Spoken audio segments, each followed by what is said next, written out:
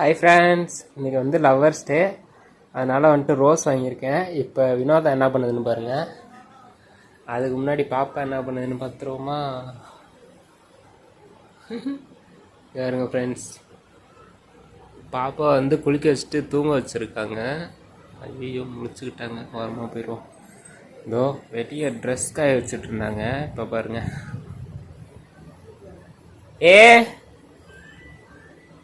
இங்கே ஒரு நிமிஷம் உள்ளார வந்துட்டு போ. துவைச்சு முடிச்சாச்சா? துவைச்சு முடிச்சிருச்சா? இருங்க. Happy lovers day. இந்த சைடு வா.